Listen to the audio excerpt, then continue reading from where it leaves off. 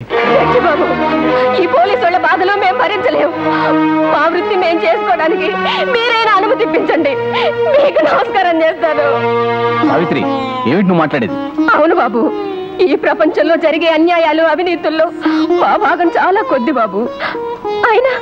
అయినా మా శరీరాన్ని నమ్ముకోవడంలో తప్పేమిటో నాకు అర్థం కావడం లేదు బాబు. గౌరవనీయులైన మీరున్నారు, ఎన్నో సంవత్సరాలు చదువుకున్నారు. మీ విజ్ఞానాన్ని 2000కో 3000కో తాకట్టు పెట్టి ఉద్యోగం చేసుకుంటున్నారు. అదిగో ఆ లాయర్ బాబు గారు ఉన్నారు. నమస్కారం బాబు గారు. నల్లకోటు ముసుగులో న్యాయాన్ని నమ్ముకుంటున్నారు. పాపం ఎస్ఐ బాబు గారు కాకి బట్టల అధికారంతో చట్టాన్ని నమ్ముకుంటున్నారు. ఇక రాజకీయ నాయకులు తమ పదవుల ముసుగులో ప్రజల హక్కులు నమ్ముకుని దేశానికే ద్రోహం చేస్తున్నారు. మరి నేను నాదైన ఈ శరీరాన్ని నమ్ముకుంటున్నాను. ఎందుకు ఆస్తులు సంపాదించాలని, బ్యాంక్ బ్యాలెన్స్లు పెరగాలని, కార్లు మేడలు కొనాలని కాదు బాబు. ఒక మగ పురుగు కామానికి నా కడుపులో బిడ్డ కళ్ళు తెరిచింది. వాడిని చంపుకోవాలంటే నా కడుపు తీపి అడ్డం వచ్చింది. అందుకే బాబు, నా బిడ్డను పోషించుకోవడం కోసం, వాడి భవిష్యత్తును తీర్చిదిద్దడం కోసం నా శరీరాన్ని కుళ్ళబెట్టుకుంటున్నాను బాబు, కుళ్ళబెట్టుకుంటున్నాను. అలా అని నీ వృత్తిని నువ్వు సమర్థించుకుంటున్నావా? నీలాంటి వాళ్ళు సమాజంలో నైతిక విలువల్ని ఎంత నాశనం చేస్తున్నారో ఆలోచిస్తే నువ్వు ఇలా మాట్లాడవు. ఆలోచించాను. ప్రతి రాత్రి పడుకున్న దుప్పటి ఎన్నిసార్లు మారుస్తానో అన్నిసార్లు ఆలోచించానయ్యా. గదిలో దీపం ఎన్నిసార్లు ఆరిపోతుందో అన్నిసార్లు ఆలోచించానయ్యా.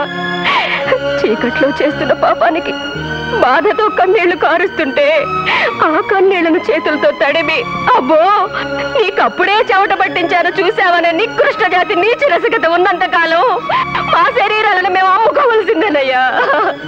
లేదంటే మీరే వేరే మార్గం చూపించండి అయ్యా. చూడమ్మా, అవినీతికి తీర్పు చెప్పగలమే కానీ బ్రతుక్కి దారి చూపటం మా వృత్తి కాదు. బ్రతుక్కి దారి చూపలేని వాళ్ళకి శిక్షించే హక్కుందంటారా బాబు? గతంలో ఎన్నోసార్లు ఈ ఎస్ఐ బాబు గారు నాపై కేసు పెట్టి నన్ను కోర్టుకు తీసుకొచ్చారు. కానీ నాతో పాటు వ్యభిచారం చేసిన మగాన్ని ఎందుకు తీసుకురాలేదని ఒక్కసారైనా అడిగారా బాబు? తప్పు చేసిన ఆడదాన్నే కాదు, మగాన్ని శిక్షించాలి. తప్పు చేస్తూ పట్టుబడిన ప్రతి మగవాడు ఆడదాన్ని పెళ్లి చేసుకుని జీవితాంతం పోషించాలని మీ న్యాయాన్ని మార్చి రాయండి సార్.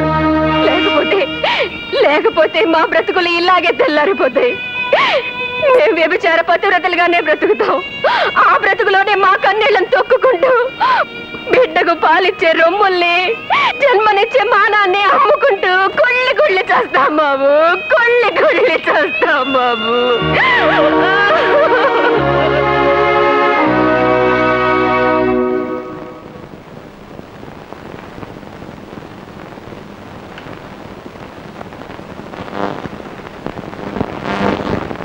బాబు, ఏమిటి ఆలోచిస్తున్నావు?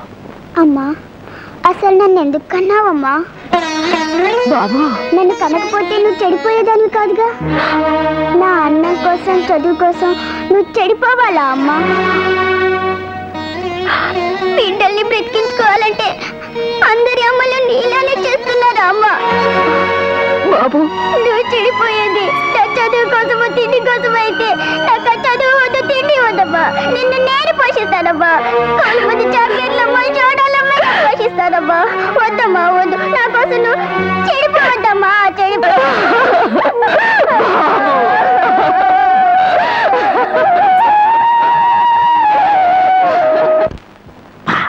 బాగారు, అమ్మగారు తెరమనండి. రాదులేవే రంగి, ఎవరో స్వాములారు వచ్చారని గుడికెళ్ళింది. అందుకే నేను కోర్టుకి వెళ్ళటం కూడా మానేసి నిన్ను పిలిపించింది. బాబు గారు, నేను బాగుంటానా? ఈ టైంలో అదేవి అర్థం కాదురా.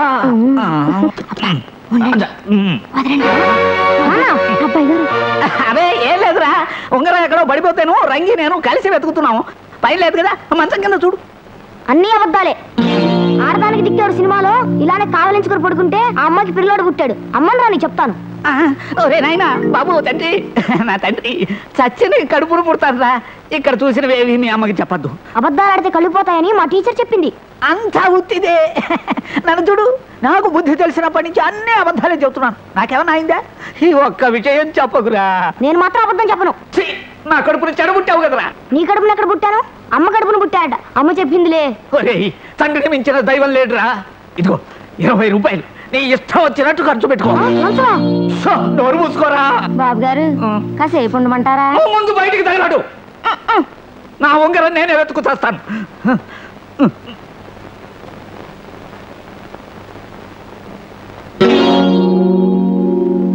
శ్రీను, ఒరే శ్రీను. ఏంటమ్మా? ఈ డబ్బెక్కడిది? అవి అవి నాన్నగారు జేబులోంచి కానీ కొట్టేశావా? లేదమ్మా, లేదు. మరి డబ్బెక్కడిది? చదువుకునే పిల్లలు అబద్ధాలు చెప్తే చదువు రాదురా. చెప్పు, నిజం చెప్పు. అమ్మా, నిజంగానే నిజం చెప్తానమ్మా.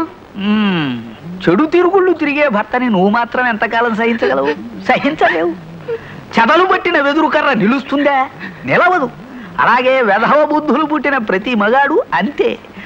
కాస్త సహకరిస్తే నీ భర్త నీకు వెంటనే విడాకులు ఇచ్చే ఏర్పాటు నేనే చేస్తాను. ఆ విడాకులు ఏమో ముందు నాకు ఇప్పించండి.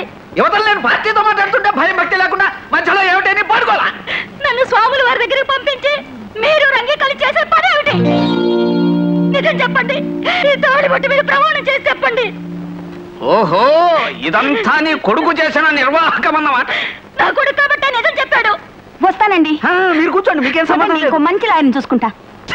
ముందు నువ్వు నోర్మయ్యే దరిద్రమా. అసలు నీ ఏడుపోలే ఈ కేసు కాస్త పోయింది. ఏడా హరిశ్చంద్రుడు వారి చేత నిజం చెప్పిస్తాను. ఏడివాడు ఎరా? మీ అమ్మ స్వాముల వారి దగ్గరికి వెళ్ళినప్పుడు వంటింట్లో దూరి నువ్వేం చేశావు? నేనేం చేశాను? నిజం చెప్పరా, లేకపోతే దవడపళ్ళు రాలిపోతాయి. చేసినంత మీరు చేసి వాడిని బెదిరిస్తారేమిటి? ఏడు చూసుకునే కదే వాడు ఇట్లా చెడిపోతున్నాడు. అవ్వా, వంటింట్లో చేరి సిగరెట్లు కలుస్తున్నాడు వెధవ. సిగరెట్లు తాగడం ఆరోగ్యానికి హానికరం రా. కావాలంటే యాపిల్ సోప్ బిస్కెట్ లో కొనుక్కు రా అని నీకు 20 రూపాయలు ఇచ్చారా లేదా? ఎంత వద్దు. ఎన్ని ఆపదలు వచ్చిన అబద్ధం ఆడకూడదని మా టీచర్ చెప్పింది.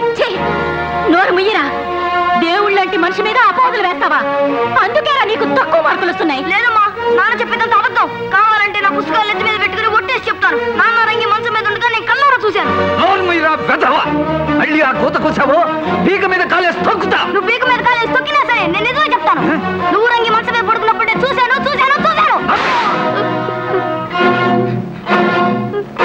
అయితే నిజం చెప్తే కొడతామన్నమాట. అసలు ఏం జరిగిందిరా? ఏం జరగటం ఏమిట్రా? మన టీచర్ ఏమో సత్యమనే పలకవాలి, ఏనో అబద్ధం ఆడరాదు అంటుంది. మన మా నాన్న రంగి సంగతి మా అమ్మతో చెప్తే మా నాన్న చెప్ప పగలు కొట్టాడురా. మీ నాన్న నిన్ను కొట్టాడా? అవునరా, మా నాన్న కూడా అంతేరా. నాన్న లంచం తీసుకోవడం తప్పంటే దొంగల్ని కొడతారే, ఆ లాటితో నన్ను కొడతానన్నాడు రా. మా నాన్న అంతే, బీద వాళ్ళ దగ్గర కూడా లంచం తీసుకుంటాడు. లంచం తీసుకోవడం తప్పని టీచర్ చెప్తుంది. ఎవరి మాట వినాలో ఎవరిని నమ్మాలో అర్థం కావట్లేదురా. మీ నాన్న తిట్టినా మీ నాన్న కొట్టినా నీతులే మారవు. మన సరస్వతి టీచర్ చెప్పిందే కరెక్ట్.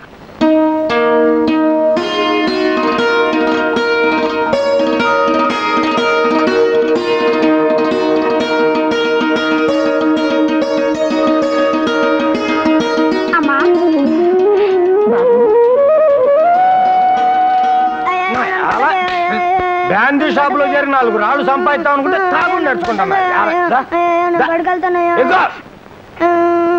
నిన్ను కాఫీ హోటల్లో చేర్పించి కప్పులు కడిగిస్తానా? కాఫీ హోటల్లో చేరినాయా? నేను చదువుకుంటానయ్యా. కాఫీ హోటల్ అంటే కాలేజ్ అనుకున్నావంటరా? 2 ఏళ్ళు టేబుల్ క్లీన్ చేసావనుకో సప్లైర్ అయిపోతావు. సప్లై చేసావనుకో క్యాషియర్ అయిపోతావు. క్యాషియర్ అయ్యాక ఇంకేముందిరా? 6 నెలలు జరగకుండా పప్పులేటర్ని దివాళా తీయించి హోటల్ మనం కొనుక్కోవచ్చురా. నా మాట ఏంట్రా? బోల్డ్ భవిష్యత్తు ఉందిరా. చదువుకుంటాడు.